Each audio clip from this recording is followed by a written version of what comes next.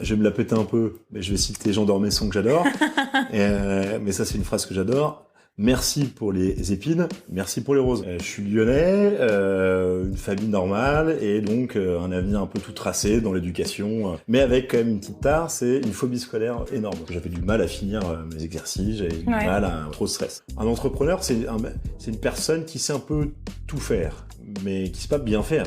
Quand tu justement délègues, trouve une personne bien meilleure que toi. On crée souvent un dualisme entre grands groupes, start-up, anciens, jeunes. Et donc, comme si une personne d'un grand groupe puisse pas travailler dans une start-up ou qu'un jeune puisse pas travailler avec un vieux. En fait, c'est des conneries tout ça. Au contraire, je pense que si tout le monde est encore une fois orienté dans la même mission, et bien en fait chacun se nourrit de chacun et ça devient incroyable. C'est faux de dire que ton job va te plaire à 100%. Je propose pas le meilleur métier du monde.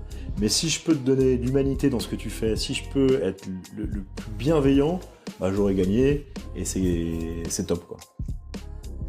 Bienvenue sur Le Sens au carré, le podcast produit par Awake qui inspire les jeunes de tous les âges dans la quête de sens. Les invités partagent leurs expériences, tips et questionnements autour du sens et de leurs actions. Je m'appelle Lucie et ce qui donne du sens à ma vie, c'est de partager les choses qui me passionnent, avec toujours une pointe d'humour. À l'origine, je suis ingénieure en informatique et comédienne. Deux choses tellement éloignées mais qui font de moi une sorte de sportive de haut niveau dans la quête de sens. Aujourd'hui, je suis responsable digital chez Awake, une entreprise qui conçoit et anime des ateliers de connaissance de soi et qui a pour mission de permettre à chaque jeune de mieux se connaître pour libérer son potentiel et trouver sa voie.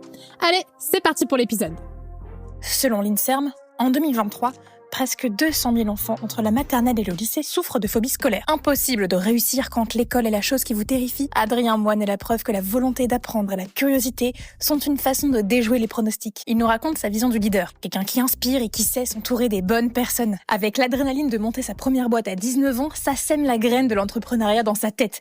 Et il cultive cette graine dans ses études en se formant en école de commerce et dans des entreprises prestigieuses. Un jour, en plein milieu des Champs-Élysées, la question se pose, est-ce que c'est moi tout ça?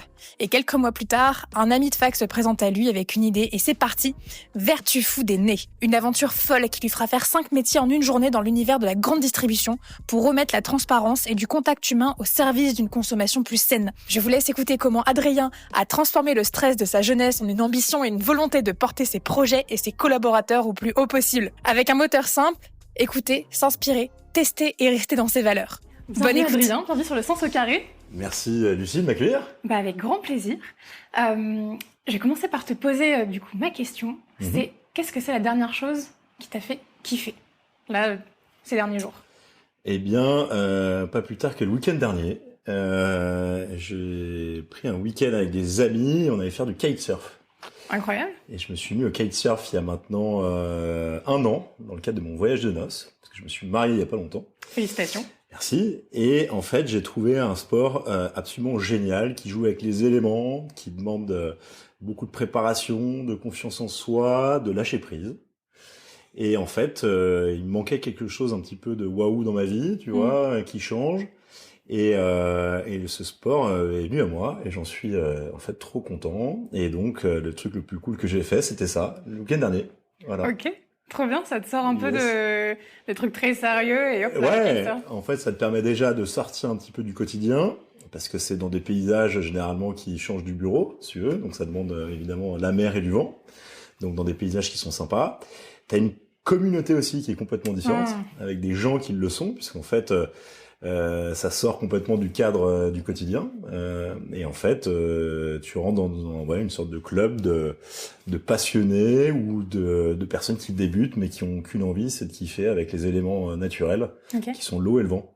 Donc trop bien. Et ça, tu peux en faire aussi en hiver ou c'est... Tu peux en faire en hiver, bah tu vois, 14 degrés, l'eau était à 14, donc une bonne combi et ça roule quoi. Ça réveille quoi. Ça réveille, exactement.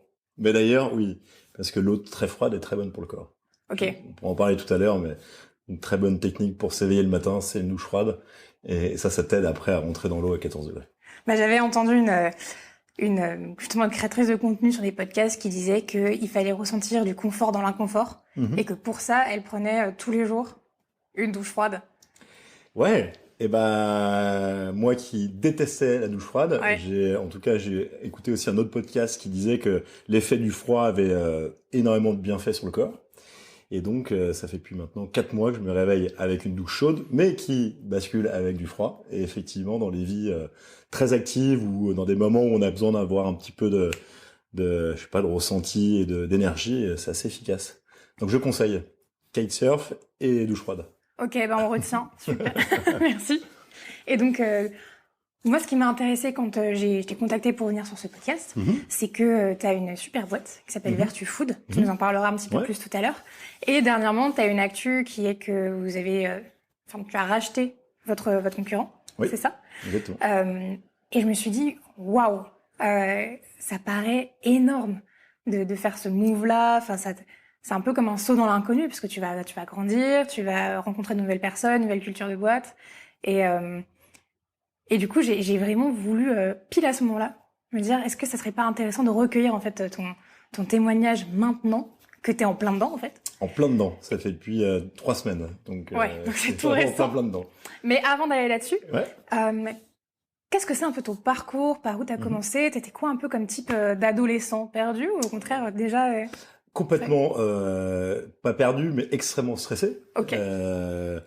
Je suis lyonnais, une famille normale et donc un avenir un peu tout tracé dans l'éducation, voilà, sans sortir trop des cadres, mais avec quand même une petite tare, c'est une phobie scolaire énorme. Ok. Et donc ça, c'était très complexe puisque que ça soit en primaire, au collège, c'était très compliqué pour moi d'accepter le cadre de l'école puisque j'avais un stress en moi. Donc, j'ai dû le travailler. Et donc au départ, si tu veux, les grandes études m'étaient pas forcément destinées parce que j'avais du mal à finir mes exercices, j'avais du mal à trop de stress. Finalement, grâce à un professeur absolument génial qui a su vraiment me remettre en confiance, j'ai pu finir ma scolarité, en tout cas au lycée, d'une très bonne manière. Et donc, je me suis demandé ce que je voulais faire de ma vie. Et ça, je crois que c'est le gros sujet et que WEC essaie de traiter, ou en tout cas traite, j'imagine très bien. Mais donc, c'est la question que tout le monde se pose. Et donc, d'une manière très classique, je me suis dit, la voie la plus large, ça va être le commerce. Et donc, je vais aller à la fac. Bon. C'était un prof de quoi qui t'a aidé? C'était un prof d'éco. Ok. Voilà, c'était le prof principal de mon lycée. Et ce gars m'avait dit, en fait, vous êtes tous là, vous êtes des personnes qui sont complètement différentes, mais mon métier, mon rôle, ça va être de vous tirer vers le haut et tous ensemble, on aura notre bac. Ok, trop bien. En fait, c'est un peu la définition du leader, on pourra y revenir plus tard, mais c'est ça un leader, c'est de donner la voix, faire confiance aux gens et guider. Et donc, c'est ce qu'il a réussi à m'inculquer, et donc je l'ai suivi. Et donc, le bac en poche, je suis allé donc à la fac pendant 6 mois. Et au bout de 6 mois, j'ai compris que la fac n'allait absolument pas être fait pour moi. Et donc, pour éviter que ça soit un échec, j'ai créé avec un ami une entreprise. Alors aujourd'hui, maintenant que j'ai mon entreprise, je comprends que ce que j'ai créé n'était pas une entreprise, mais qui était exploiter une belle idée. D'accord. Tu peux nous en parler? Ouais, ça s'appelait Biome. Okay. C'était le premier site d'échange de logements pour étudiants. Et donc, c'était un peu le Airbnb de l'époque. On avait une super idée. On avait plein de rêves dans la tête et on s'était dit allez go, on se lance corps et âme. Donc on allait faire des petits travaux à droite à gauche pour gagner un peu de sous, commencer à créer un site internet. À l'époque, créer un site internet c'était extrêmement complexe. On n'avait aucune notion de rien, mais un peu de folie pour se dire allez, on se lance dans quelque chose. Donc on a arrêté la fac, on s'est lancé dans ce projet. Ça permettait de justifier auprès de nos parents qu'on n'était pas totalement perdus. Finalement, ça a été une grande réussite personnelle, un véritable échec commercial. Ok. Donc, vous n'avez pas rencontré votre marché? Non, rien du tout. On a rien rencontré tout court. Simplement, moi et donc mon associé, si on pouvait dire associé de l'époque, on a fait germer cette petite graine de se dire, ok, monter un projet, il y a derrière une excitation de dingue. On est capable de se lever tous les matins pour quelque chose qui nous motive. Donc peu importe si ça a été un échec ou une réussite, je sais que j'ai à ce moment-là, à l'âge de 19 ans, planté une petite graine. Voilà. 19 ans, mais 19 ans. Ouais, 19 ans. C'est fou, mais donc l'associé dont tu parles, c'est Raphaël Frances. Ouais, c'est ça, exactement. Qui après qui a été gagné par l'entrepreneuriat aussi, hein, qui a fondé WEC. Ouais, exactement. Du coup, le chef de nous. Ouais. Et quand à chaque fois qu'il m'en parle, justement de me dire qu'à 19 ans. Enfin, moi, à 19 ans, je faisais d'autres trucs, hein, mais certainement pas monter une boîte. On faisait beaucoup d'autres choses aussi. Non. En fait, on avait juste une idée et on avait un petit peu je sais pas si c'était de l'ambition, mais en tout cas suffisamment de folie et puis l'envie de faire quelque chose. Avec la valeur du travail qui a toujours été très forte et que je garde vraiment énormément. Le travail pour moi c'est fondamental. Mais comme tu l'as dit, à 19 ans, on préfère faire des soirées, on préfère aller dans les bars, on préfère faire toute autre chose que s'occuper d'une entreprise. Et donc ça a été évident que c'était voué finalement à l'échec, mais on n'en garde que des aspects très positifs. Ouais. Donc à l'issue de cette première année, il a fallu reprendre des études, et donc je suis parti en UT, GEA, à la Doua, à Lyon, comme toi, je crois que tu étais à la Doua. C'est ça, ouais. Dans le beau campus de la Doua, surtout en plein hiver, où c'est plutôt sympathique. Coloré, ensoleillé. Ouais, avec très arboré, enfin génial. En attendant, super formation, et donc je suis parti dans ce cadre à l'étranger. Ok. Et puis en Erasmus, ouais, en Angleterre. Et puis là, je me suis dit, ok, j'ai envie de continuer les études. Et donc j'ai préparé les écoles de commerce, les concours aux hautes écoles. Ok. Et donc j'ai passé les admissions parallèles pour aller dans une école de commerce qui s'appelle maintenant Neoma, voilà, qui était le ESC Rouen avant. D'accord. Donc je suis parti à Rouen. Et puis on a commencé la vie active, c'est-à-dire les premiers stages. Troisième question, qu'est-ce que je fais une fois que je suis en école de commerce? Alors on est très content, c'est une des meilleures écoles de France, donc on a l'impression que la vie nous appartient, c'est génial, mais ça ne répond pas à la question qu'est-ce que je vais faire de ma vie? Bah toi déjà à ce moment-là, pour quelqu'un qui avait une phobie scolaire, tu déjoues les pronostics quand même. Exactement, mais pour moi c'était impossible d'imaginer ça, parce que me retrouver dans un concours, passer des oraux, alors les oraux ça allait, mais les concours écrits c'était pour moi, c'était panique à bord, hein, c'était vraiment une phobie. Parce que donc quand tu parles de phobie, parce que pour le coup je pense que c'est intéressant pour ceux qui peuvent écouter ce podcast, c'était une phobie par rapport au reste des autres élèves, ou vraiment sur le fait qu'il y ait des examens et qu'il y ait des trucs à passer? Non, c'était que vraiment centré sur ma personne par rapport à l'institution, quoi, par rapport au fait de devoir faire ses preuves, de devoir être noté, de devoir j'étais très très très peu à l'aise avec ça.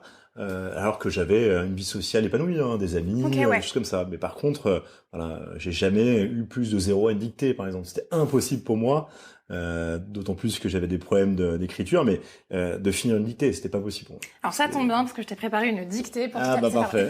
Je pense avoir plus de 1, mais c'est pas sûr. Tu vois. En attendant, c'était une super réussite. Donc déjà, tu construis ton bagage en te disant, ce que j'ai réussi à passer des steps personnels. Sans tellement savoir ce que je vais faire demain, mais en tout cas, je me laisse le maximum de choix possibles, selon moi, en faisant une école de commerce et en avançant sur une voie générale. Voilà. Et puis une fois qu'on te propose et on te demande de faire des stages, eh bien, je me suis posé la question, qu'est-ce qui te plaît en fait, qu'est-ce qui t'attire? Et puis, pas forcément très à l'aise à ce moment-là avec les chiffres, pas de vocation, de passion particulière, donc je me dis, je veux, pourquoi pas faire du marketing? Je me suis lancé en market, sans vraiment savoir ce que c'était, mais j'aimais plutôt les belles choses, je me disais que ça pouvait être sympa, l'univers me plaisait. Et quitte à faire du market, je me suis dit, je vais aller chercher les meilleures écoles, donc les meilleures entreprises, mais que je peux appeler école quand tu fais un stage, du market. Quelles sont les meilleures boîtes en France pour faire du market? Et à ce moment-là, est-ce que toi, tu as une ambition liée, tu vois, à une espèce d'envie de réussite, de dire tiens, j'ai réussi à faire ça, j'ai visé telle boîte, ou t'avais pas particulièrement de pression derrière? Je me suis toujours mis une grosse pression, parce que j'ai gardé de ma phobie scolaire une sorte de pression d'un devoir de réussite. Mais que tu vois, j'ai su transformer en quelque chose plutôt de motivant plutôt que d'oppressant. Donc j'ai toujours une ambition particulière, mais qui au départ était dû au stress inhérent à ce que j'étais. Et finalement, là, c'était plus me dire, allez, quitte à faire quelque chose, fais-le de la meilleure manière possible. Vise haut, quoi. Ouais, vise haut. Et puis au pire, on te dira non. Enfin, je veux dire, je pense que si tu vise le plus haut possible et tu auras au minima quelque chose, quoi. Ça sert à rien de viser bas. Et donc, j'ai eu la chance de rentrer chez L'Oréal. Donc là, pareil, L'Oréal, pourquoi, comment? Alors, au culot, j'envoie des CV. Et là, tu passes pour le coup mon premier gros examen devant pas mal de personnes, parce que là, c'est de la concurrence pure, quoi. Et donc, il y a et c'est assez drôle, hein, mais c'est des grandes salles où on passe un examen avec sur la personnalité. Donc Pour rentrer chez L'Oréal? Ouais. Ok. En stage. Hein. Ok. Et donc là, c'est une sélection qui est assez particulière, mais que j'ai comprise par la fin. C'est en gros comment tu vas cohabiter avec d'autres personnes. Donc on a une quinzaine de futurs, en tout cas de postulants stagiaires. Et il va y avoir des cas concrets. Donc, est-ce que tu vas écraser tes copains? Est-ce qu'au contraire, tu vas écouter tout le monde? Est-ce que tu vas réussir à les faire travailler ensemble? Donc, c'est vraiment une mise en situation pour voir comment tu vas te comporter dans le monde de l'entreprise. C'est super dur, ça, parce qu'on parle... Donc, aujourd'hui, même s'il y a beaucoup de cours de connaissance de soi, beaucoup plus qu'avant, là, il y a une dizaine d'années, finalement, c'était très rare en fait de se former ou d'être acculturé un peu à toutes ces questions-là, à pas savoir un petit peu qu'est-ce qu'il faudrait répondre. C'est très très complexe. Ouais, c'est hyper complexe. Et ça, je te parlerai de ma dernière expérience chez Danone, ils ont réussi à faire quelque chose d'incroyable par rapport à ça. Mais si on en revient à ça, oui, à ce moment-là, en fait, on ne te demande pas de préparer quelque chose. C'est comment toi, tu te positionnes par rapport aux autres. Donc, connaissance de soi, zéro, honnêtement. Je peux pas comparer à une autre entreprise puisque j'ai jamais mis les pieds dans une entreprise. Et donc là, c'est simplement se dire, voilà, j'aime le produit, je sais à peu près ce que ça veut dire de faire du marketing et je respecte les gens et je reste dans mes valeurs, quoi. Et après, c'est des valeurs qui correspondent à cette entreprise ou non, et je pense que on y réussit. Enfin, on rentre dedans, c'est très bien, on rentre pas, c'est pas grave. En attendant, pour moi, c'était plutôt bon. Donc le marketing, on y allait. Enfin, j'y suis allé à fond. Alors là, je vendais des produits professionnels pour les coiffeurs. Tu vois. Donc la teinture, donc un univers que je connaissais absolument pas. J'ai découvert l'univers de la coiffure, qui est un monde à part entière, passionnant, mais qui n'était pas ma vocation. B2B du coup là. Ouais. B2B à fond, voilà, mais passionnant, très structurant. L'Oréal, bam, il faut que ça aille droit, il faut que ça aille vite. C'est très processé. Il y a pas trop le droit à l'erreur, donc beaucoup de pression, mais très très formateur. Entouré de personnes hyper vives. Ouais, très vives. Alors là, c'est vraiment, c'est soit tu es identifié comme une personne qui montera, soit alors ça sert à rien de rester. Donc ça peut être écrasant, mais pour moi c'était un stimuli de dingue. C'est à Paris, je découvre Paris. Il y a aussi le côté un peu fierté. Voilà, tu travailles chez L'Oréal, L'Oréal. C'est sympa. Voilà, il y a ce côté un petit peu, mais en même temps, il faut travailler dur. Mais moi j'adore, donc c'est très bien. Et donc deuxième stage, et là je me dis qui est hyper bon dans le marketing. Et là, j'ai mis un pied dans le luxe, en sachant que c'est pas du tout ce que je fais aujourd'hui, mais je me dis Hermès. Quelle belle maison, géniale, maison Hermès, j'adore. Je connais rien, moi les fringues, ça n'a jamais été mon truc, mais en tout cas, je me dis waouh, mais ils ont réussi à créer un univers qui est magnifique. Et donc, je rentre chez Hermès Parfums. Voilà. Donc là, je vends des parfums. Donc là, on lance des parfums, donc là sur les Champs-Élysées, etc. Et c'est là où j'ai compris que ça allait pas devenir mon métier de demain. C'était sur les Champs-Élysées où on lançait un nouveau parfum. Terre d'Hermès ou très fraîche ou jour ou voilà. Et là, j'étais entouré de personnes qui étaient habitées par ce qui se passait à ce moment-là. Mais habitées, je veux dire, c'était un moment pour eux exceptionnel. Pour moi, ça l'était parce que effectivement, les Champs-Élysées, ça fait rêver tout le monde. Mais je me suis dit mince, j'ai pas le truc que eux ont. C'est-à-dire que je ne pourrais jamais être meilleur que ces gens-là par définition parce que je suis pas habité par cette passion. Ouais, quand eux, tu voyais les yeux qui brillent. Ça brillait, mais dans tous les sens. Et donc, je considère que si on peut avoir un métier qui rentre pour XY raison dans ses valeurs, dans ce qu'on aime, déjà, ça va être moins contraignant, on va être plus performant, on va rentrer plus facilement dans sa zone de génie. Et donc, là, je me suis dit, là, tu vas te battre contre des géants, quoi, parce que toi, tu t'es pas habité par ça. Ouais, mais je pense qu'il y a un jour où ça sent tu t'épuises, finalement, tu te réveilles un matin, tu te dis mais c'est ça. Quoi faire? Ouais, et d'autant plus que là, c'est encore une période où on se cherche et on se dit tant qu'à faire, voilà, je suis là pour observer, essayer et puis et tirer des conséquences de ça, quoi. Et donc là, je me suis dit ok, ça va pas être ça pour moi, donc on va changer. Je rentre en école et puis là dernier stage et là je me dis L'Oréal c'était vraiment bien mais le market c'est pas pour moi, je vais aller au commerce. Et donc là je vais dans une division de L'Oréal qui s'appelle l'Ascade et qui est le commerce, mais qui est les divisions produits de la grande distribution. Et donc là, je me confronte à la réalité du commerce dans un énorme groupe en grande distribution. Donc là, c'est un monde beaucoup moins paillettes et sexy que Hermès sur les Champs-Élysées. Là, c'est vraiment, on rentre dans le dur, on parle de gros chiffres, voilà. Mais toujours dans cette dynamique qui me plaît pas mal. Et je mets un pied dans la grande distribution. Bon. Et puis arrive le moment où il faut commencer à travailler. Et puis là, je fais un mémoire de fin d'études sur l'économie, pas sociale et solidaire, mais sur l'impact du business plan sur comment un business plan peut avoir un impact positif sur les hommes et les femmes évidemment, mais sur aussi la société en général. Ah, attends, si je reformule, comment ton business plan, donc oui, là où tu fais ta comment stratégie, la structure, exactement, elle te permet d'avoir un impact positif, pas que sur ton CA, exactement, mais aussi avec les gens qui vont travailler avec toi. Ouais, exactement. Okay, et sur la société en général. D'accord. Et en fait, ce qui m'a passionné à ce moment-là, c'est de me dire, ok, tu es clairement, et je le suis, moi, je crois au monde de l'entreprise.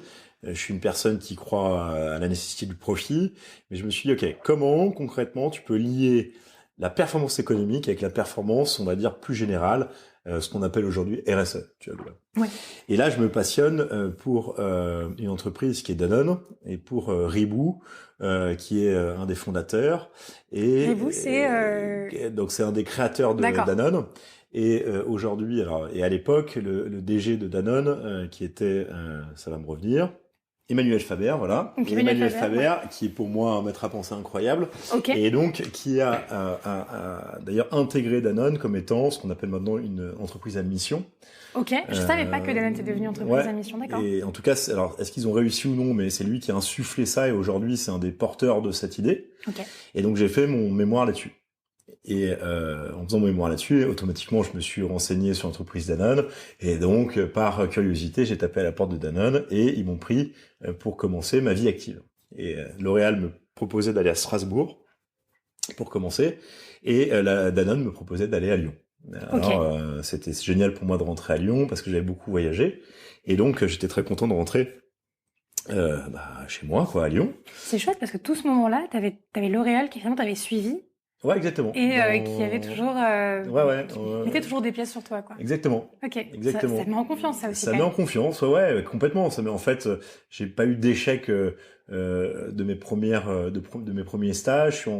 Alors c'est pas toujours simple, hein. J'ai pas toujours eu des super managers, mais en tout cas, je me suis dit ok, c'est cool. Quand tu te concentres à quelque chose, quand tu mets toute ton énergie, ça fonctionne. Ouais, quand tu t'accroches, quoi. Quand tu t'accroches et quand t'as pas peur de.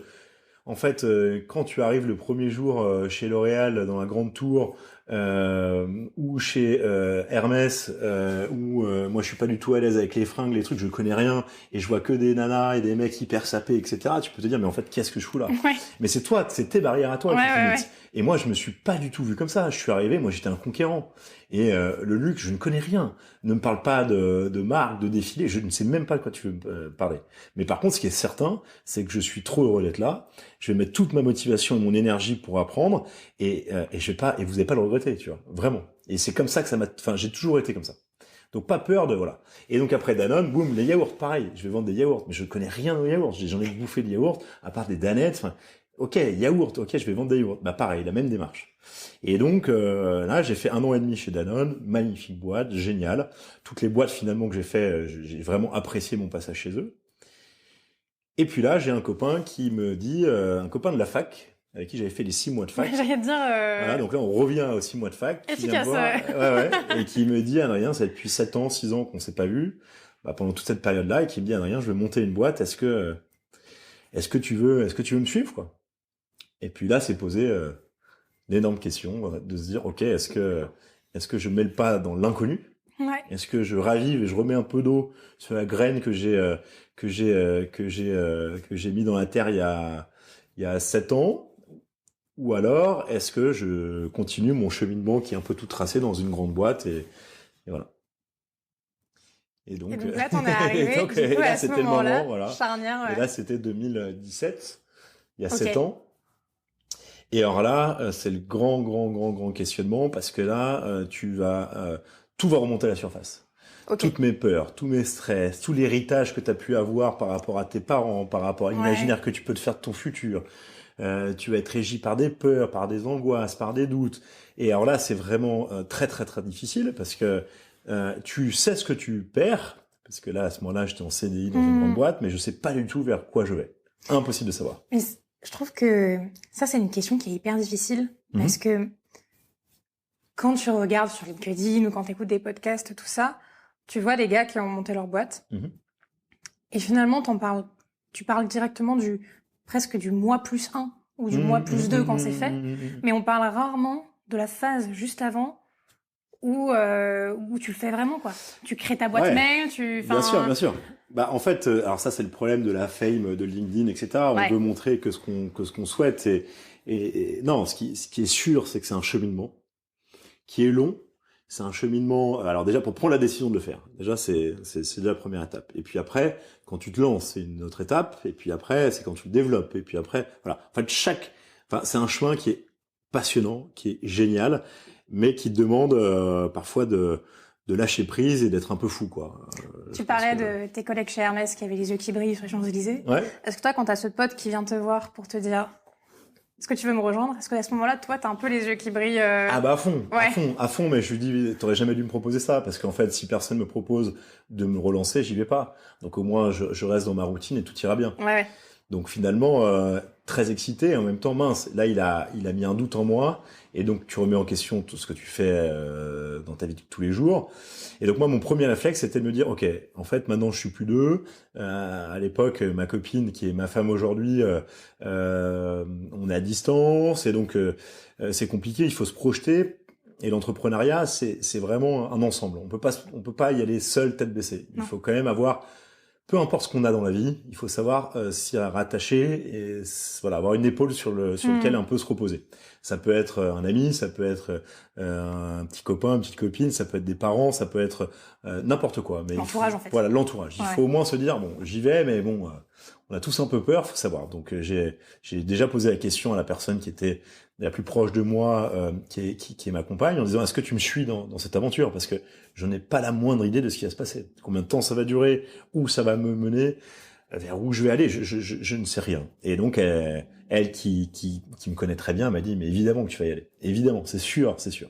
Puis c'est pas donc, maintenant, ça sera plus tard. Ouais, c'est ça, c'est sûr. Tu vois, tu peux pas quoi. chasser quelque chose qui est en toi. Et en même temps, t'es très rassuré de savoir qu'une personne qui te connaît puisse te dire, ok, vas-y. Et puis là, une fois qu'on te rassure une première fois, tu te dis,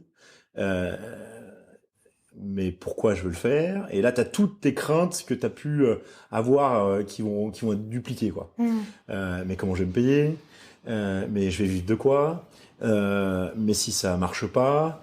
Mais qu'est-ce que c'est ce projet? Et alors là, tu rentres dans une phase qu'il faut pas, à mon avis, faire trop durer. C'est de se poser trop de questions. Il faut se les poser, ces questions, être prêt vraiment à partir à l'aventure, mais à un moment donné, je pense que la personne qui hésite trop, voilà, fait jamais le tour du monde, monte jamais l'Everest, fait jamais rien d'extraordinaire, ou en tout cas d'extraordinaire pour lui, et donc il faut pas se poser trop de questions, il faut y aller. Et donc c'est ce que je fais. C'est ce que justement Raphaël nous dit assez souvent chez Awake. Ouais. C'est que on est toujours un peu en confrontation entre est-ce qu'on va faire du quantitatif, on va faire du quali. Et plus on fait du quali, plus on va repousser des échéances. Et parfois, par exemple, là, on est en train de monter une application. Ouais. Et on est tenté de vouloir rajouter du truc. Rajouter pour que ce soit encore plus quali. Et il y a un moment donné, on s'est dit non. À cette date-là, le truc, il doit être juste présentable. Et on y va. Exactement. Et on le lance, quoi. Et en fait, voilà, pour apprendre à marcher, il faut se lancer, quoi. Et tu vois, j'ai écouté un podcast tout à l'heure de Thierry Marx qui dit, il y a deux écoles. Il y a soit tu fais pour apprendre, soit tu apprends et tu fais. Et dans le monde de l'entrepreneuriat, il me semble indispensable de faire et après apprendre. Ouais. Parce que il y a des métiers, tu peux pas être comptable si t'as pas appris à être comptable. Mais tu peux pas apprendre à être entrepreneur. J'ai fait un master en entrepreneuriat, c'est très bien, ça te donne les outils, mais quelques outils pour à peu près envisager l'avenir, mais tu ne sais rien. Donc exactement de la même manière que ton application, fais. Et puis, ce sera certainement pas la plus aboutie. Ce sera ce qu'on appelle un POC. Le POC, tu l'améliores, tu essaies de voir là où ça te mène. Et ok, parce que sinon, en fait, tu restes complètement dans une sorte d'inertie ou d'immobilisme et tu n'avances pas. C'est un peu la ligne de crête entre faire en apprenant et te cramer parce que tu l'as fait trop tôt, tu l'as fait mal. Ouais, c'est ça. Après, moi, je pense qu'il faut se lancer de toute façon. Voilà, la première fois que tu nages, voilà, il faut au bout d'un moment se jeter dans le grand bain et apprendre. De toute façon, il y a personne qui va te dire comment faire. L'entrepreneuriat, c'est pas une science. L'entrepreneuriat, il y a autant d'histoires d'entrepreneurs qui aident d'entreprises. Il y a pas de formule magique du tout. Encore une fois, il y en a qui disent, et toujours Thierry Marx, qui dit une entreprise, c'est quoi? C'est un rêveur, un comptable et un vendeur. Oui. Et donc effectivement, ok, une fois qu'on a dit ça, ça veut dire quoi? Ça veut dire il faut savoir bien s'entourer. Et je pense que c'est je pense que c'est la consigne qu'il faut retenir, c'est avec qui je le fais, au-delà du pourquoi, comment, mais avec qui je le fais. Si tu as 2 rêveurs dans une boîte, comme Raphaël et moi sommes des rêveurs. Quand on dit rêveur, c'est créateur. Ça marche pas. Il faut qu'il y ait un rêveur, une personne qui soit très cartésien, ce qu'on appelle le comptable, mais bon, c'est le financier, et puis après une personne qui sache vendre. Donc le rêveur peut être vendeur, le vendeur, ouais. Voilà, mais il faut une complémentarité. Et donc voilà, on s'est lancé là-dedans. Alors le pitch de base, ouais, vous en aviez un. Ou c'était juste, on veut lancer un truc, on trouvera quoi plus tard, ou on avait déjà une petite idée en amont? Ouais, alors là, c'est mon associé qui, lui, était à ce moment-là en master entrepreneurial. Il avait écrit une idée de ce que pourra devenir Vertu Food. Okay. Et en gros, le constat de base, c'était de se dire, ok, dans le monde de la grande distribution, c'est là où 80% des consommateurs font leurs courses. Il y a une crise actuelle qui est, du côté du consommateur, un manque de transparence, un manque de qualité, ou en tout cas de confiance.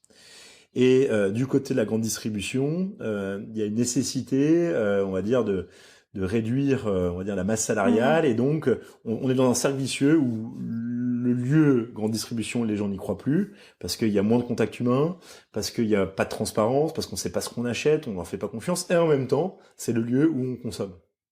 Et donc, on s'est dit, ok, est-ce qu'on pourrait pas transformer un petit peu tout ça et se dire, on va créer un lieu de vie, donc un kiosque, à la manière d'un commerçant, dans lequel nos collaborateurs et nos collaboratrices, qu'on appelle les bienfaiteurs, vont préparer des recettes devant le consommateur pour pouvoir garantir de la fraîcheur, de la naturalité, de la transparence et un minimum de transformation, et donc des produits un maximum local, puisqu'en fait, on va pas le produire ailleurs pour le transporter dans le lieu de vente, mais on va tout produire sur place, en promouvant une consommation saine, équitable et donc principalement végétale.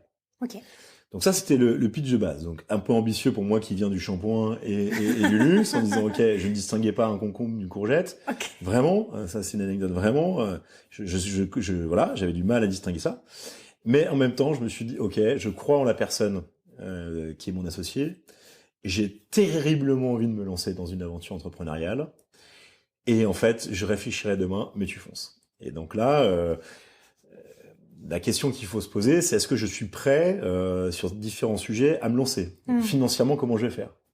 Je veux dire, c'est bien d'être rêveur, mais il faut quand même pouvoir vivre, se nourrir et se loger. Rêver avec un parachute, c'est mieux. Voilà, c'est ça. Donc, allô papa, maman, est-ce que je peux revenir chez vous? Ouais, ok. Donc déjà, j'ai mon toit. C'est bon, c'est sécurisé, je serai pas dans la rue. Ok.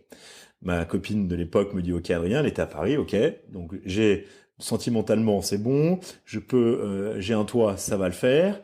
Et puis après comment je vais vivre? Il faut quand même vivre. Et donc là, eh bien j'ai eu le chômage par le biais de ma première expérience chez Danone. Donc globalement, je suis sécurisé, même si je sais pas du tout où je vais, mais je sais que j'ai quelques mois, quelques années pour pouvoir me relancer, puisque maintenant c'est très bien fait. Quand on a un projet professionnel, on peut demander effectivement le chômage. Et donc à partir de là, plus trop de crainte. En tout cas, les besoins fondamentaux sont remplis, et donc je peux me lancer avec corps et âme dans mon projet. Et ça, à ce moment-là, c'était le chômage. Tu l'as pendant 1 an? Ouais, là j'avais pendant 1 an et demi. Un an et demi. Donc ça me laisse 1 an et demi pour commencer à envisager de me payer autrement que par le chômage. Ouais. Okay. Donc là, eh bien tous les matins, avec mon associé, on a commencé à couper des courgettes, des carottes et des ananas. Donc pendant 1 an et demi, tous les matins, Casino de Tassin, de 7h à 15h, 18h, 19h, 20h, c'était avec nos tabliers à préparer des recettes. Et puis le soir et la nuit, franchement, c'est pas un stéréotype, c'est tout le temps. C'était ok. Comment l'idée, c'est pas créer un kiosque, c'est créer une marque, une chaîne, on peut l'appeler comme on veut, mais avec une ambition, c'est de pas s'arrêter à un kiosque. C'est vraiment d'aller de partout. Et donc le casino de Tassin, Ouais. vous l'aviez par connaissance ou Ouais, là, alors. mon associé avait fait un stage chez Casino. Ok. Et donc, on avait réussi à avoir le contact de la personne, mais là, c'était que du culot. Là, il faut savoir raconter une histoire qui est plus grande que soi. Et en fait, on parle à des gens qui sont trop contents Déjà, on s'intéresse à leur domaine. On leur propose quelque chose d'innovant. Et effectivement, on doit beaucoup à la première personne qui nous avait fait confiance. Mais le gars nous a dit, OK, go, allez-y, et on verra bien. Et donc là, on a demandé un peu d'argent autour de nous, à des gens qui nous ont fait confiance. On a commencé avec un petit peu, et puis là, toute l'énergie, 100% sur la réussite de ce premier. Comme toi, ton application, au départ, c'est absolument pas parfait. Mais en tout cas, t'as la nécessité que ça marche. Parce que si ça marche pas, de toute façon, ça s'arrête. Donc là, tu soulèves vraiment des montagnes, il y a rien qui t'arrête. Et donc on a appris à comprendre ce que c'était de transformer un produit, de le vendre, à quel prix, comment acheter, comment le vendre, comment s'adresser aux consommateurs, consommatrices. Et donc passionnant. Et très rapidement, on en a ouvert 1, 2, 3, 4, 5, 6, 7, 8, avec des moments très très agréables, des moments très compliqués. Au départ, t'es homme orchestre. Tu fais tout. Tu fais tout. C'est-à-dire que le matin, tu vas être, tu vois, mais c'est pas, tu vois, une journée classique à l'époque, c'était le matin, ça commençait à 5 heures du matin, pour aller récupérer les fruits et les légumes. Après, tu vois, j'avais amené à l'hôpital une de mes collaboratrices qui s'était coupé le doigt, donc j'étais aussi pompier. Et puis après, donc producteur, donc évidemment, je travaillais dans le kiosque. Et puis le soir, il fallait faire les déclarations de TVA, il fallait faire l'URSSAF, il fallait faire déclaration d'embauche. Et puis après, il fallait payer. Enfin, et donc en fait, ça ne s'arrête jamais. Tu fais tout. Mais en même temps, t'apprends chaque aspect de ton métier. Et ça, je trouve que c'est fondamental, puisque tu vois, aujourd'hui, on est 230 collaborateurs, et je connais tous les aspects de chacun des métiers. Et donc déjà, je pense que c'est beaucoup plus simple quand tu sais faire ou quand tu l'as fait pour expliquer, t'as plus de légitimité.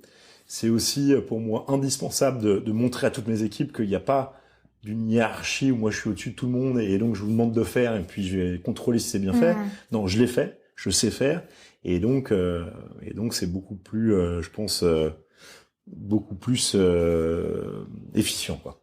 Et donc, quand tu grandis comme ça au fur et à mesure avec 1, 2, 3 kiosques, enfin 10, il y a ce moment où tu dois déléguer. Et c'est un moment qui a été facile pour toi de déléguer, ou au contraire, t'as dû apprendre à te dire, ok, là, de toute façon, il faut que je lâche. Ouais. Alors, bonne question. En fait, c'est une nécessité de déléguer, mais au départ, tu peux pas déléguer. Parce que concrètement, déléguer, ça veut dire quoi? Ça veut dire embaucher. Et embaucher, ça veut dire quoi? Ça veut dire payer. Et payer, ça veut dire quoi? Ça veut dire avoir de l'argent.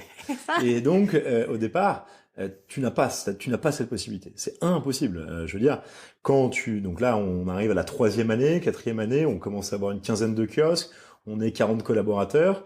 Mais dans la structure, on n'est toujours que 2. Et donc, ça veut dire... Les collaborateurs, c'est des gens qui sont freelance, en tout cas qui sont entrepreneurs Non, les collaborateurs, c'est les bienfaiteurs en kiosque. D'accord. Mais sur la structure d'encadrement, on n'est que 2. Ok. Donc, ça veut dire qu'en direct, il y a 40 personnes qui te sollicitent toute la journée, tout le temps. Et tu n'as pas de service RH, compta, tu n'as rien, il y a rien. Donc là, tu apprends à tout faire. Donc là, tu es homme orchestre. Et puis au bout d'un moment, tu te dis, ok, si je veux pouvoir grandir, si je veux aussi pouvoir me préserver, ou en tout cas développer ma structure comme je le souhaite, il faut petit à petit être chef d'orchestre. Et c'est là où tu vas déléguer. Mais donc déléguer, il faut pas se tromper, parce que qu'est-ce qui est le plus urgent? Et tu vois, nous, la force de Vertus, c'est les hommes et les femmes qui le composent. Et donc pour bien accompagner ces gens-là, il faut une personne qui va être responsable des ressources humaines. Et jusqu'à 80 personnes, on n'avait pas de responsable ressources humaines, et donc je commençais à faire des erreurs. On avait des erreurs de paye, d'heures, de plein de choses, parce que je pouvais plus être là, et donc on a embauché cette personne-là. J'imagine que t'as aussi, à un moment donné où c'est humain, t'as moins de patience. Ouais, t'as moins envie, et puis en fait tu commences à te dire je suis de moins en moins bon dans cette partie-là, parce qu'en fait l'entreprise continue à avancer sans toi, donc il faut que tu sois toujours aux manettes, donc devant, donc tu peux pas continuer à réparer la roue de la voiture, faut que tu restes au volant, et donc et en fait tu vas, pour répondre à ta question de la délégation, il faut trouver la personne qui, elle, déjà va être bien meilleure que toi, parce que c'est certain que tu peux pas être bon partout, ça n'existe pas. Un entrepreneur, c'est une personne qui sait un peu tout faire, mais qui sait pas bien faire tout. C'est pas forcément un expert, mais Ah non, certainement pas. Je pense que c'est bien l'inverse. On peut avoir des domaines de prédilection, mais je pense que c'est plus un état d'esprit de se dire, ok, je dois résister à la pression, je peux résister au stress, il faut quand même avoir une vision, il faut pouvoir embarquer les gens. Mais par contre, quand tu justement délègues, trouve une personne bien meilleure que toi. Donc au départ c'est pas facile parce que tu vas expliquer ce que tu sais à la personne est plus experte que toi et en même temps c'est là où l'alchimie se crée parce que la personne te dit Moula mais ça t'as pas bien fait, ça t'as pas bien fait, ça t'as bien fait. Oui, j'ai pas bien fait, sauf que j'ai fait jusqu'à présent avec les moyens du beurre et voilà on a réussi à amener l'embarcation. Toi qui es experte, maintenant, je veux que tu m'aides à reprendre le droit chemin, à restabiliser tout ça pour qu'on passe à la deuxième étape. En fait, toi, t'as fait de 0 à 1 et maintenant on va faire de 1 à 100. Exactement. Et pour ça, effectivement, c'est la structure. Et les gens, parce qu'il y a parfois cette crainte de se dire, mais je veux pas embaucher meilleur que moi, ou j'ai peur qu'une personne soit meilleure que moi. C'est ce que j'allais dire. Mais ça, c'est une manière de penser qui est, pour moi, qui peut être dangereuse, en fait, pour l'entreprise. Parce que, déjà, il faut penser qu'une entreprise, au bout d'un moment, alors c'est ton entreprise, c'est ton bébé, enfin, franchement, c'est le cas, mais à un moment donné, il faut aussi se dire que tu as des centaines de personnes, ou même une personne, peu importe, mais qui dépendent de cette entreprise pour son bien-être, pour remplir son frigo, pour sa famille, c'est plus juste une responsabilité personnelle, on parle de quelque chose de plus grand. Donc il faut être accompagné des gens qui, pour moi, sont plus à l'aise dans leur corps de métier. Et il y en a certains qui disent « Mais attends, mais si je prends un directeur financier qui est bien meilleur que moi, mais ça va remettre en question mon poste. » Mais pas du tout. Pas du tout. Au contraire, prends les personnes qui sont les plus habilitées à faire la mission que tu leur donnes. Elle va s'épanouir, elle va développer, elle va faire mieux que toi, ça va avancer plus fort. Et toi, accessoirement, tu vas changer un peu de rôle. Donc mon rôle, aujourd'hui, est en train d'évoluer. Il est plus le même qu'avant. Enfin, c'est ça dont tu me parlais tout à l'heure avec le leadership. Finalement, le leadership, c'est t'es garant d'un projet et de porter ce projet le plus loin possible. Et donc, quelque part, de réussir à motiver et d'impacter les gens qui vont être membres de ce projet. Mais c'est pas toi, le projet. C'est autre chose. Exactement. Et du coup, la question de « ouais, mais si je prends quelqu'un qui est meilleur que moi, il va me remplacer », c'est effectivement un risque si t'es plus la meilleure personne pour porter le projet. Tout à fait. Mais il va falloir accepter que si ton objectif commun à tout le monde, c'était de porter le projet, il va falloir que tu saches aussi te taire. C'est tout à fait ça. D'où le fait d'incarner son projet, d'où le fait d'avoir une mission, d'où le fait de réussir à embarquer les gens. Nous, la mission chez Vertu, c'est de permettre au plus grand nombre de prendre soin de soi par une alimentation qui est saine, responsable et pratique à consommer. On va dire qui est accessible concrètement. Une fois que tu as dit ça, savoir que Adrien ou Benoît ou Estelle ou n'importe qui se pose des questions sur le fait que elle puisse être remplacée ou non, si tu veux, on n'est plus égocentré quoi. La mission elle est là. T'y crois pas.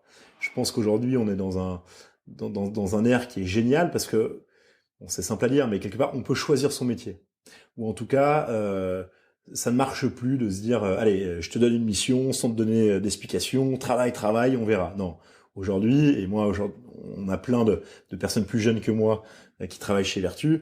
Elles ont besoin d'avoir un sens, de comprendre pourquoi elles font ça, d'être accompagnées. Et c'est ça mon rôle aujourd'hui. C'est pas forcément de répondre parfaitement à tous les postes. En fait, mon rôle, c'est de donner la vision, tous les matins de remettre un peu d'essence dans le moteur, de vérifier que tout le monde est à son poste, et puis de motiver, et donner une direction, parce qu'on a des ambitions fortes pour demain, quoi.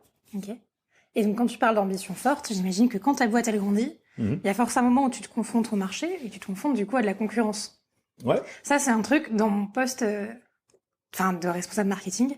Pour moi c'est hyper compliqué quand je regarde ce que font un peu des concurrents. et que je vois qu'ils font un peu la même chose, j'ai toujours ce truc en mode Ouais. ils font pareil. Et en même temps, ça fait partie du truc. Je trouve que c'est chouette aussi quand tu te dis je suis suffisamment grand pour pouvoir me comparer à d'autres. Complètement. Où il y a 2 ans, j'aurais même pas comparé. Toi, vous en êtes arrivé à ce moment-là quand, à peu près?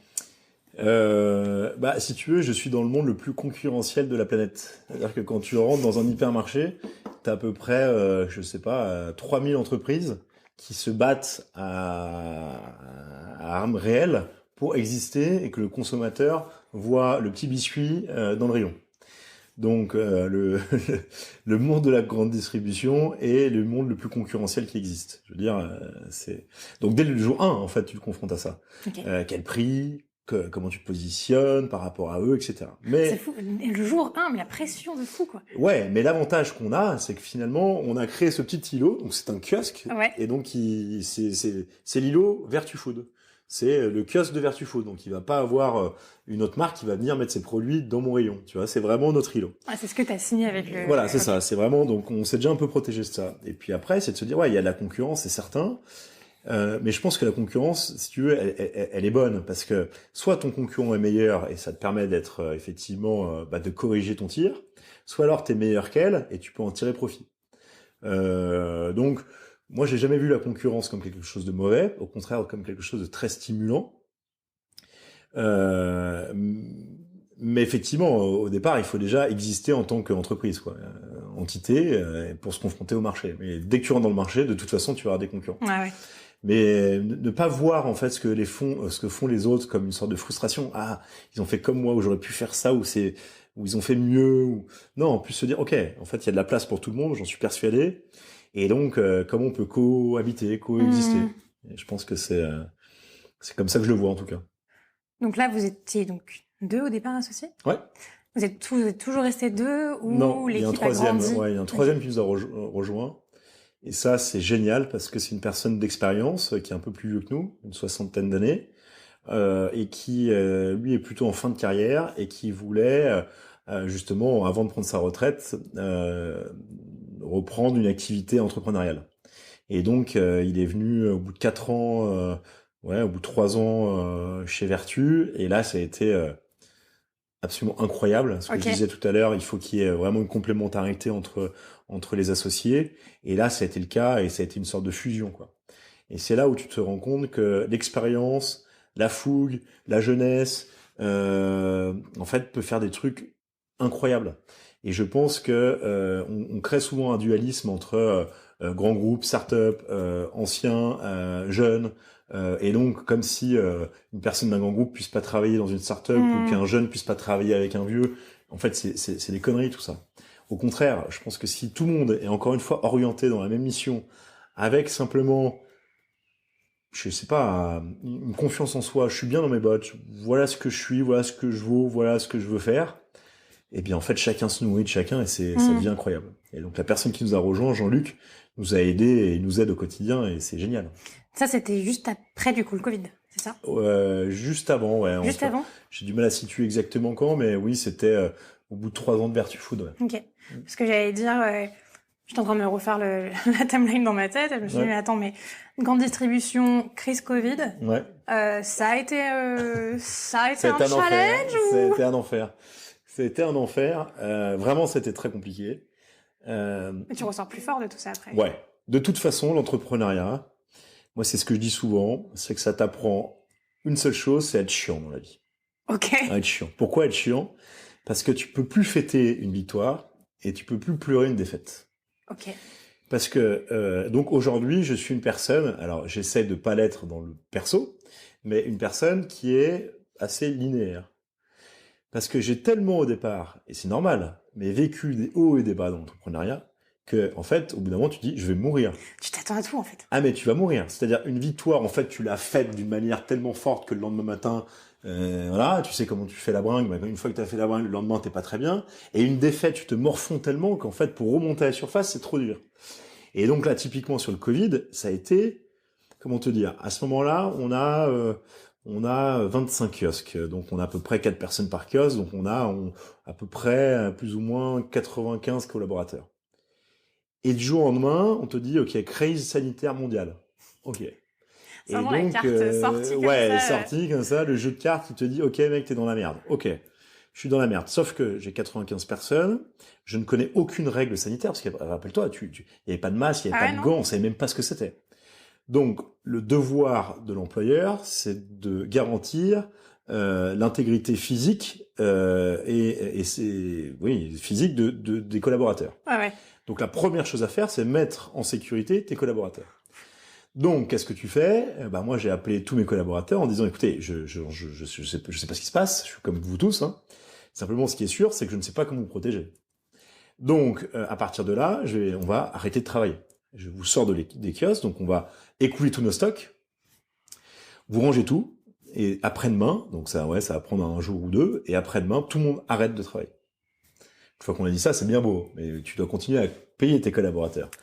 Et sauf que j'ai plus rien, plus aucune rentrée d'argent. Et donc, à ce moment-là, le président avait dit, et je vous accompagnerai tous, et donc, je me suis rattrapé à cette parole, en disant, OK, tout le monde sera accompagné. OK, une fois qu'on a dit ça, il s'en est suivi 3 mois quasiment de confinement, où je me suis battu au quotidien à dire, comment je paye les gens, en fait. Okay. Et donc là, il y a eu le chômage partiel qui est rentré, ça a été plutôt bien accompagné.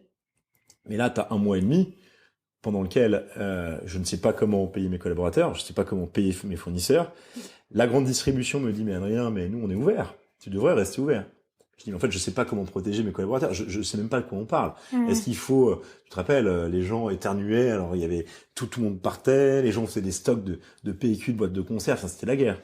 Et donc là, quand tu vis cette expérience-là, tu te dis, OK, tu es sûr on ne demande pas de prendre la meilleure solution, enfin la bonne solution, on demande de suivre son instinct et de croire en la solution qu'il propose, tu vois. Donc moi j'ai dit on arrête tout, je coupe tout, je veux pas prendre le risque de tuer les gens, enfin on parle de ça quoi, tu vois, tu sais pas. Et on verra quand on y verra un peu plus clair comment on peut avancer. Et ouais, là ça a été hyper compliqué, mais en attendant, ça a été le bon choix, puisque très rapidement, une fois qu'on a pu revenir très rapidement non, mais au bout de quelques mois, on a pu s'équiper de gants, de masques, on a pu aussi mettre des plans de maîtrise sanitaire en place, des choses. Et donc, on a réouvert en toute sécurité. Et donc, j'ai protégé mes collaborateurs, j'ai protégé les consommateurs aussi, parce qu'on parle de nourriture en grande distrib, on n'a pas le droit de faire n'importe quoi. Ouais, j'allais dire touchy quoi. Donc, et j'ai préservé ma trésorerie et ma société, parce que j'ai tout coupé. Et donc c'était le bon choix pour bien redémarrer après en mai, quoi. Et donc, incroyable, j'imagine même pas les ascenseurs. Tu sais que je suis tombé dans les pommes à ce moment-là. Ah, mais quand on a dit Covid, parce que quand tous les copains disaient, alors tu fais où ton confinement? Ah, moi, je sais pas, je reste à Lyon, ou, mais mes parents, ils ont un jardin, donc, et moi, en fait, j'étais là, le néant. C'est-à-dire, mais moi, en fait, je sais pas, mais en fait, je sais même pas, la boîte que t'as créée depuis 4 ans, mais tous les jours, tu as travaillé, mais comme un fou, et tu dis, mais, en fait, tout s'écroule. Ouais. Et là, si tu veux, je suis sorti dans la rue, et j'avais l'impression que c'était, je sais pas, un cataclysme énorme. Et donc aujourd'hui, si la situation exacte, ou en tout cas une aussi forte crise se passait, je suis sûr que je réagirais pas de la même manière. C'est ce que je me disais, dans le sens où finalement, quand tu as eu ce premier ascenseur émotionnel-là, ce premier choc quoi, qui arrive, ceux d'après, les challenges d'après, c'est un peu ton cerveau sait déjà faire. Ton cerveau, il sait pas le process qu'il va prendre, mais ce stress-là intense, il protège, ouais, c'est sûr. Il te dit non mais c'est bon. Donc j'imagine que quand un jour on me propose d'avoir un rachat de concurrent, ou en tout cas que ce projet arrive, finalement, c'est jamais pire. Exactement. Ah c'est sûr. Et en fait, oui, parce que le cerveau est bien fait, parce qu'on apprend au quotidien, et puis on intègre notre vécu dans notre corps, quoi, concrètement dans nos cellules. Donc tous les jours, on apprend quelque chose, tu vois. C'est comme on peut revenir au kitesurf. Quand tu fais une session de kitesurf, tu as bu la tasse pendant 3 heures, mais tu as appris quelque chose. Quand on dit toujours l'échec, c'est une bonne chose. Oui, c'est une bonne chose parce que tu apprends quelque chose. Je vais me la péter un peu, mais je vais citer Jean d'Ormesson que j'adore. Mais ça, c'est une phrase que j'adore. Merci pour les épines, merci pour les roses. C'est exactement ça. C'est en fait, quand tu prends des claques, c'est violent, ça fait mal, mais attention. enfin, n'oublie jamais, mais ça c'est vrai dans toute la vie, n'oublie jamais que ça va remonter. Plus tu grandis, plus les enjeux grandissent avec toi. Donc quelque part, c'était aussi challengeant d'embaucher ma première collaboratrice, Coralie, qui est toujours là, qui est incroyable. Eh bien, ça a été un aussi gros challenge que reprendre 120 collaborateurs la semaine dernière. Tu vois. C'est pareil. Et quand vous trois, du coup, vous avez vertu chou de votre bébé avec votre culture d'entreprise que vous avez construit, etc. Comment vous vivez en ce moment la confrontation de deux cultures d'entreprise, peut-être différents, deux façons de voir le même métier différemment? Ouais. Alors déjà, je pense qu'il faut le faire avec beaucoup d'humilité. Parce que si tu te positionnes comme une personne qui a été rachetée par rapport à une personne qui a été vendeur-acheteur, ça déséquilibre un peu la donne. Encore une fois, notre métier, nous, c'est un métier d'hommes et de femmes. Donc ça veut dire quoi? Ça veut dire que il y a des gens qui on rachète pas un produit, je rachète pas une marque, je rachète 120 collaborateurs.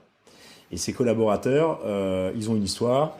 Tu sais pas comment ils se positionnent par rapport à la reprise, tu sais pas dans quel état d'esprit ils sont. Donc déjà, moi j'ai dit à mes collègues, c'est pas nous qui avons gagné sur eux. En fait, on est deux cousins, deux cousines, et on a formé une même famille. Donc déjà, voilà, on apaise un peu les tensions. Et puis après, c'est de se dire comment on va faire en sorte d'uniformiser tout en respectant les particularités de chacun. Parce qu'évidemment, l'idée c'est pas de faire un copier-coller de ce que j'ai fait. L'idée, c'est de m'enrichir de ce qu'ils font très bien, peut-être de supprimer ce qui, à mes yeux, n'est pas nécessaire, et à l'inverse, qu'ils s'enrichissent de ce que nous, on a créé. Et donc là, je suis concrètement dans cette phase-là, parce qu'on les a rachetés le 1er mars, donc tu vois, c'est... Combien on est un mois, bah tu vois, ça fait un peu plus d'un mois. Et donc là, je suis dans la phase de découverte, d'introspection, d'écoute, où je vais rencontrer mes collaborateurs, mes nouveaux collaborateurs, mes nouveaux clients, mes nouveaux fournisseurs. Tu ouvres des placards, tu te renseignes, tu écoutes, et après tu délivres. Ça, c'est mon associé Jean-Luc avec son expérience qui me l'a appris. C'est-à-dire qu'il y a beaucoup de personnes qui arrivent et qui veulent tout changer, qui veulent tout révolutionner parce que je sais faire, parce que j'ai de l'expérience. Non. Arrive avec beaucoup d'humilité et écoute. Alors Jean-Luc, quand il est arrivé dans la boîte... C'est ce que j'allais faire le parallèle. Et ouais, il aurait pu directement nous dire, mais ça va pas, ça va pas. Il l'avait vu, si tu veux. Mais pendant un mois, il n'a rien dit. Et par respect pour le travail qu'on avait fourni avec mon associé Arthur, il a rien dit, il a analysé. Et en fait, au bout d'un moment, il a dit, bah voilà, si vous êtes prêt à écouter, moi, ce que j'ai vu, je vous délivrerai ce qui peut être intéressant pour développer la boîte. Et là, on est dans cette phase-là, donc voilà, de l'humilité, beaucoup d'écoute, et puis quand même un message que tu veux faire passer, quoi. C'est de se dire, ok les gars, voilà ce que je veux faire de cette entité. Tu rassures et t'embarques. C'est simple à dire, mais c'est pas facile à faire. Ouais, mais j'ai tout le temps en tête l'image finalement du kitesurf. En fait, où tu tiens. Tu tiens, même si c'est dur, mais tu continues à tenir, tout en étant à l'écoute de ce qui se passe, du vent, mais tu tiens, quoi. Ouais, c'est une belle métaphore. Ouais, c'est ça. Pas étonnant, du coup, que, ouais, que n'est-ce pas? Ouais, c'est clair. Ouais, bah, si tu veux, oui, et en même temps, il faut aussi, qui dit rachat, dit d'autres pressions, quoi. Donc, t'as des financeurs, donc t'as des obligations, de résultats, on est aussi dans un monde d'entreprise, donc qui dit entreprise dit performance économique, et donc tu dois prendre des décisions qui sont pas forcément agréables à prendre. T'as des enjeux supplémentaires, un stress supplémentaire, mais en même temps c'est passionnant parce que c'est une étape. Alors on pourrait l'appeler la 10e ou la 2e ou la 3e étape de la vie d'un entrepreneur, mais c'est vrai que le rachat, si tu veux. Quand il y a 7 ans, on s'est lancé, cet acteur existait déjà. Donc on était déjà plus petit qu'eux. On n'aurait jamais pu imaginer racheter 7 ans plus tard, quoi. Donc on est vraiment content de le faire. Je sais pas si tu pars avec l'ambition de le faire. Bah toujours, tu regardes toujours ton en tout cas tu le regardes en disant, on parlait tout à l'heure de la concurrence qui est saine et bienveillante, mais parfois c'est un peu la guéguerre quand même. Il y a un tout petit peu d'ego en jeu, donc l'ego c'est aussi ce qui te pousse à aller plus loin, à dire attends, je vais quand même pas me laisser dépasser par Ouais, je pense que il y a un peu une sorte, comment on pourrait dire, de pudeur de l'ego. Moi, je pense que l'ego est une très bonne chose. Simplement, il faut savoir la positionner. On parle d'ego mal placé. Ouais, exactement, parce que ça, c'est vraiment handicapant. Que ça n'amène à rien, tu vois, c'est un peu comme des défauts, comme la jalousie, qui pour moi n'a aucun sens, tu vois, bah, un ego mal placé, je vois pas trop ce que ça peut t'amener. Par contre, une personne, si savoir ce que tu veux, savoir te faire respecter, te respecter toi-même, être bien dans tes bottes, assumer ce que tu es, avoir de l'ambition, une vision, si ça c'est de l'ego, je le signe tout de suite, quoi. Vive l'ego, quoi. Maintenant, si l'ego, c'est d'écraser les gens, se penser supérieur, ne pas écouter, dicter, imposer, tu signes pas, quoi. Et moi, ce qui me passionne au quotidien, c'est de faire grandir la boîte dans laquelle je suis, la boîte que j'ai créée, de la meilleure manière possible, en accompagnement les gens qui la constituent. Donc le matin, c'est de se dire, ok, déjà, je sais pas ce qui va m'arriver. Parce que un entrepreneur, il a beau écrire sa to-do, ouais c'est ça. Tu vois, il a beau écrire son emploi du temps, sa to-do, le mieux possible, suivre toutes les techniques qu'on a que t'as pu apprendre, c'est très bien. Mais la réalité fait que t'as des urgences qui vont arriver, tu as des imprévus, tu as des opportunités, t'as plein de choses. Donc déjà c'est ok, j'arrive le matin, un grand café, qu'est-ce qui va m'arriver?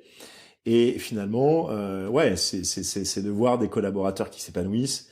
C'est de voir des collaborateurs qui sont là depuis 6 ans chez nous, d'apprendre que là je viens d'avoir une collaboratrice qui attend un enfant, une autre qui a, et je me dis putain mais ça veut dire que c'est des gens qui grandissent avec nous depuis 2, 3, 4, 5 ans.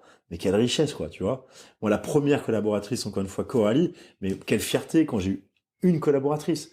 Aujourd'hui, donc on est 220, moi ce qui me motive au quotidien, c'est de me dire les cocos, en fait je veux que 220 personnes en fait aient toujours un emploi demain, parce que on est dans une conjoncture qui est compliquée, il faut préserver tous les emplois, et que demain on sera peut-être 500, et je veux que chacun s'éclate, et voilà, c'est faux de dire que ton job va te plaire à 100%. Je propose pas le meilleur métier du monde, mais si je peux te donner l'humanité dans ce que tu fais, si je peux être le plus bienveillant, bah j'aurais gagné, et c'est top, quoi. Tu connais le concept de l'ikigai? Vas-y. On t'a jamais parlé, Raphaël? Si, mais j'aimerais bien vérifier que tu le saches bien. Ok. Ah bah comme ça, en plus c'est enregistré. Parce que ce que tu dis là, finalement, tu me dis pas ouais, moi, ce qui me donne du sens le matin, c'est d'être chef de ma boîte. C'est tu me parles concrètement de ce que tu fais. Et en fait, c'est totalement ce qui se passe dans l'ikigai, parce qu'on regarde ce que t'aimes, ce que tu sais faire bien, ce que tu fais facilement, ce qui peut te rapporter de la rémunération. Ouais. Soit par reconnaissance, soit monétaire. Et qu'est-ce qui a du sens pour toi au quotidien? Et à la croisée de tous ces chemins-là, t'as ton ikigai au centre. T'as toujours facile de trouver ton ikigai, mais quand tu sais déjà mettre des mots sur ta mission, ce dont le monde a besoin, selon toi, c'est un driver énorme pour justement savoir ce que tu fais et pourquoi tu le fais. Et que finalement, même si demain ton taf change, si finalement tu finis par aller en Lozère pour élever les chèvres, finalement, si tu sais pourquoi tu fais les choses, même si l'environnement change, le driver va rester le même et tu vas aller chercher cette chose-là. Et puis je pense que le driver, il évolue. Tu vois, la fameuse phrase, mais qui est tellement vraie, c'est que ce qui compte, c'est pas, tu vois, l'arrivée, mais c'est le chemin. Mais ouais, quoi, parce qu'en fait, le fantasme de l'entrepreneur, c'est quoi? C'est je vais être libre et je vais être riche. Oui. Eh bien, moi, je vais te le décomposer, je vais te le démonter. C'est qu'en fait, tu es, surtout les premières années, tu es pauvre. En tout cas, tu ne gagnes pas d'argent de ton entreprise. Donc après, à toi de trouver des solutions pour pouvoir vivre. Et au départ, tu es, et même pendant très longtemps, tu es pas esclave, mais tu ne peux pas te détacher de ta boîte. Donc tu n'es pas libre et tu n'es pas riche. Donc si tes drivers c'est ça, en fait abandonne, parce que dès la première vague, on en a parlé tout à l'heure, mais tu vas t'échouer, mais c'est sûr, tu vas te renverser, tu vas couler. Par contre, si ce que tu veux au fond de toi, c'est de créer, ou peu importe ce que c'est finalement, mais si c'est plus profond, effectivement, la boussole de l'ikigai le reprend très bien, bah en fait, il y a plus rien qui peut t'arriver. Et que finalement le chemin il va être compliqué, le chemin, mais il va t'embarquer dans des univers mais dans lesquels tu n'aurais jamais pensé être. Que demain tu fais des fruits et légumes, mais demain tu pourras faire totalement autre chose. Que ouais, en fait la vie elle est faite d'expériences, et ces expériences en fait fait en sorte qu'à chaque moment de ta vie tu sois, en tout cas, à l'aise avec tes valeurs, à l'aise avec ce que tu veux dans la vie. Et puis après, ça avance, quoi. Que tu kiffes le chemin, quoi. Kiffer le chemin, carrément. Je pense que c'est indispensable. Et alors, c'est la dernière question Ouais. On arrive à la fin de l'épisode. Ok. Si tu devais expliquer à un enfant, Mhm. 6-7 ans, Mhm. qu'est-ce que c'est que la quête de sens? Mhm. Parce qu'on parle d'une génération qui est de plus en plus dans la quête de sens, etc. Qu'est-ce que tu mettrais comme mot et c'est quoi ta définition? La quête de sens, c'est de ne pas oublier, en fait, qu'on est société. C'est-à-dire que on n'est pas seul. Et donc, ta quête de sens, finalement, c'est comment, toi, sur Terre, tu vas pouvoir eh bien, interagir avec les éléments. Donc, la Terre, la mer, les humains, voilà, les animaux, ce que tu veux. Comment tu vas interagir en respectant autrui, en respectant ce que toi, tu es. Okay. Voilà. Super. Je pense que ça peut être pas mal. On n'est pas un nombril, on n'est pas seul, on est une union. Ok, trop Voilà. bien. Merci beaucoup Adrien. Merci à toi Lucie. Est-ce que comment on fait si on a envie du coup de voir VertuFood? Comment est-ce qu'on fait pour Vous pouvez le suivre sur LinkedIn, un petit peu sur Instagram. On n'est pas très bon. Ok. Il faudrait qu'on s'améliore, mais en tout cas sur LinkedIn ou sur mon LinkedIn directement, sans problème. Adrien Moine. Exactement, avec un Y. Okay. C'est ça. Ça marche. Eh ben, merci beaucoup. Lucie. À bientôt. Merci pour votre écoute et surtout d'être arrivé jusqu'à la fin de l'épisode. J'espère qu'il vous aura plu et qu'il vous inspirera à vous poser encore plus de questions. Si c'est le cas, n'hésitez pas à lui laisser une bonne note, c'est ce qui donnera de la force à ce podcast et à le partager autour de vous. N'hésitez pas non plus à nous dire en commentaire ou sur nos réseaux sociaux qui vous aimeriez écouter dans un prochain épisode. D'ici là, je vous souhaite une très belle journée et à très vite dans le sens au carré.